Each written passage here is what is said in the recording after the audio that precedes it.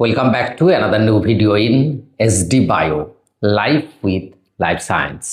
দেখুন, অনগ্রসর শ্রেণী কল্যাণ দপ্তর থেকে যে নোটিফিকেশানটা গতকাল থেকে ঘুরে বেড়াচ্ছে সেই নোটিফিকেশানটার কি আমরা ফ্যাক্ট চেক করব। আসলে এই নোটিফিকেশান সত্যি কি এই একটা ফেক নোটিফিকেশান, কারণ এই যেভাবে ফেক নোটিফিকেশান একটার পর একটা বেরোয় সেখানে কিন্তু একটা বড় সন্দেহের জায়গা রয়েছে। এবং যদি সত্যি হয় তাহলে এই SLST, SSC group C, group ডির বা অন্যান্য অনগোয়িং রিক্রুটমেন্টের প্যানেলের ভবিষ্যৎগুলো কি হতে চলেছে সে বিষয়টা ক্লিয়ার করব।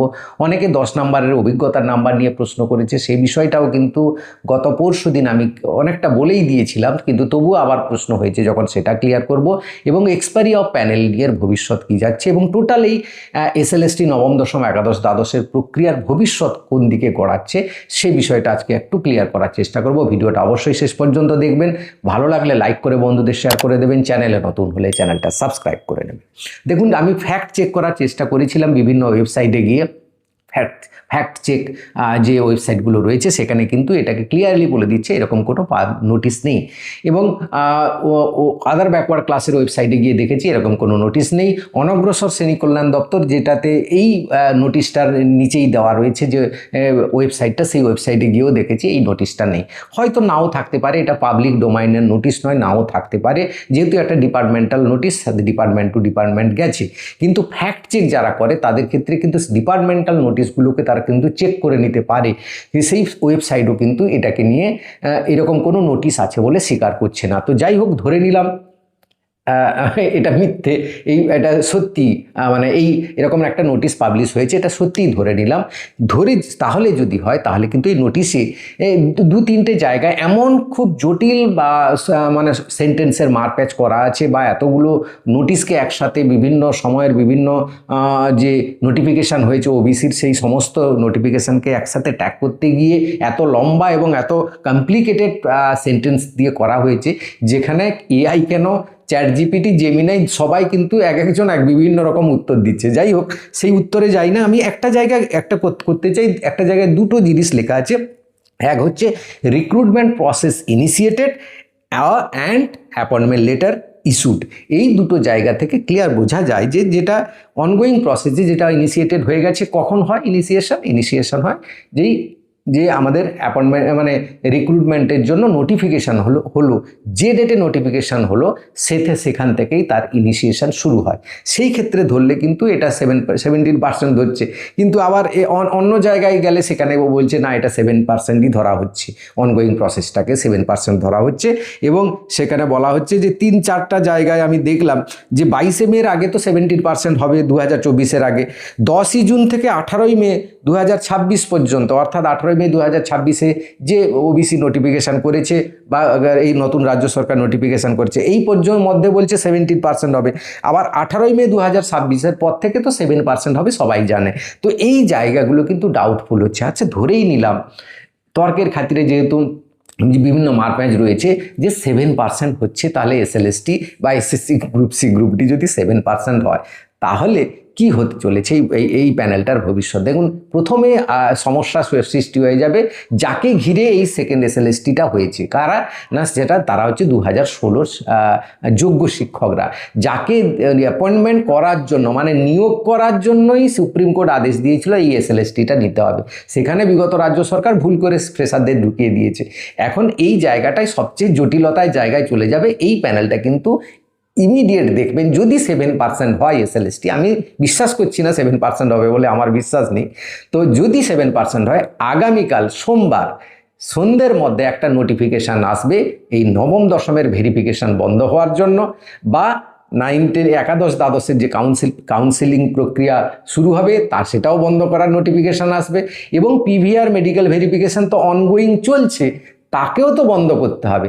তো যে প্রসেস একদিকে বলছে 7% হবে, আবার ডাকা হয়ে প্রসেস এগিয়ে যাচ্ছে 17% ধরে, তো এটা কি একটা গজা খিচুড়ি ব্যাপার হয়ে যাচ্ছে না? তো এই জায়গাটা কিন্তু কেউ বিশ্বাস করছে না, মানে একটা হাসির যে খোরাক হয়ে যাচ্ছে। কিন্তু সবচেয়ে বড় কথা, আমাদের যে ফ্রেশাররা রয়েছে বা যোগ্য শিক্ষকরা যারা দীর্ঘদিন লড়াই করছে, ফ্রেশাররা একটা বহু বছর পর একটা চাকরির একটা সুযোগ পেয়েছেন, সেই সুযোগকে নিয়ে কিন্তু যেভাবে কোর্ট কাচারি বা বিভিন্ন জায়গায় নোটিফিকেশনের মার পেঁচিয়ে যাচ্ছে, আমাদের দেশের যুবকরা কিন্তু আর সরকারি চাকরির জন্য যে এই শিক্ষিত যুব সমাজ যারা রয়েছে তারা কি করবে, তাদের ভবিষ্যৎ কি হবে, মানে অন্ধকারের দিকে ঠেলে দেওয়ার মতো একটা অবস্থা। এটাকে মানে আমি তীব্রভাবে ঘৃণা করছি এইসব জিনিসগুলোকে, যে একটা সুনির্দিষ্ট নিয়ম মেনে পরীক্ষা এগিয়ে যাবে, পরীক্ষা হবে, তারপরে রিক্রুটমেন্ট হয়ে যাবে, সেটা এত লম্বা হবে কেন?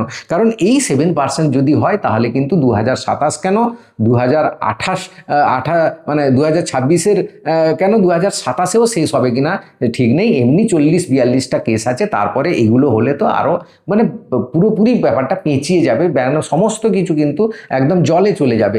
এই জায়গাটা কিন্তু আমাদের নির্দিষ্ট। তাহলে কি আমরা কি আর যারা ইন্টারভিউ ভেরিফিকেশানে যাব বা পড়াশোনা করব না? হ্যাঁ, এই যে বললাম আগামীকালই কিন্তু নোটিফিকেশান আসতে বাধ্য, কারণ সমস্ত প্রক্রিয়াগুলোকে স্টে করতে হবে। নাহলে এদিকে ভেরিফিকেশান আর এদিকে 7%, এটা হয় না, এরকমভাবে তো হয় না। সরকার এটা করবে না, নিশ্চয়ই আগামীকাল হবে। যদি না নোটিফিকেশান আসে বা এটা যদি ফেক হয়, তাহলে আপনারা সরকারি মানে এসএসসির গ্রুপ থেকে যতদিন না নোটিফিকেশান পাচ্ছেন ততদিন আপনারা পড়াশোনাটা বন্ধ করবেন না, পড়াশোনাটা চালিয়ে যান। কারণ এতে কিন্তু কোথাও কিন্তু স্টে হবে না, সুপ্রিম কোর্টের অর্ডার মেনেই সমস্ত কিছু হচ্ছে। এই জন্য বলছি না, বহুদিন আগে বলেছিলাম এই প্রক্রিয়া কিন্তু রাতের ঘুম উড়ে যাবে, এই সবগুলোই হচ্ছে। কিন্তু মাঝখানে একটা প্রসেস হয়েছিল, আবার ওবিসিকে নিয়ে জট হলো। তো যাই হোক, সুপ্রিম কোর্টের অর্ডার মেনে হবে। কারণ গত পরশুদিন আমি যে ভিডিওটা দিয়েছিলাম সেখানে হাইকোর্টের বিচারপতি অমৃতা সিনহা ম্যাডাম বললেন যে কি না, এক্সপিরিয়েন্সের 10 নাম্বার উই ক্যান প্রসিড, মানে এটা কোনো ইম্পর্ট্যান্ট ফ্যাক্টর নয়, আমরা এগোতে পারি। Expiry of panel we can proceed, আমরা কোনো এগোতে পারি। কিন্তু ওবিসি ইডব্লিউএসটা গুরুত্বপূর্ণ। ইডব্লিউএসের কেসটা অনেকে জানতে চেয়েছেন। ইডব্লিউএসের যে 2016 এবং 2025-এর যে রিক্রুটমেন্টের যে মানে 100 পয়েন্ট রোস্টার মানা হয়নি, সেটা নিয়ে অনেকে কেস করেছে। সেই ইডব্লিউএসের ব্যাপারটা সেটা বললাম, তো সেটা নিয়েও গণ্ডগোল রয়েছে।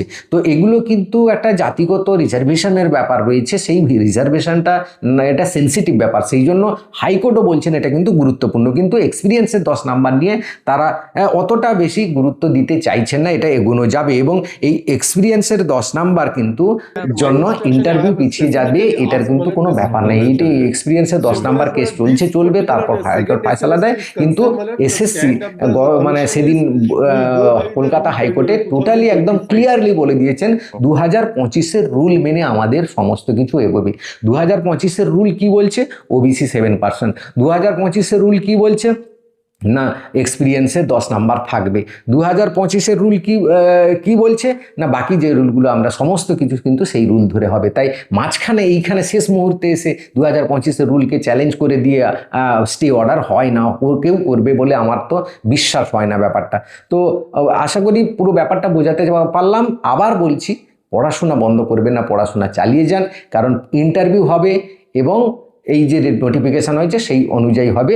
না যদি হয় আগামীকাল কিন্তু নোটিফিকেশান আসবে। এই ছিল আজকের ভিডিওটা ভালো লাগলে সবাইকে শেয়ার করে দেবেন। চ্যানেলে নতুন হলে চ্যানেলটা সাবস্ক্রাইব করে নেবেন। Thank you for watching.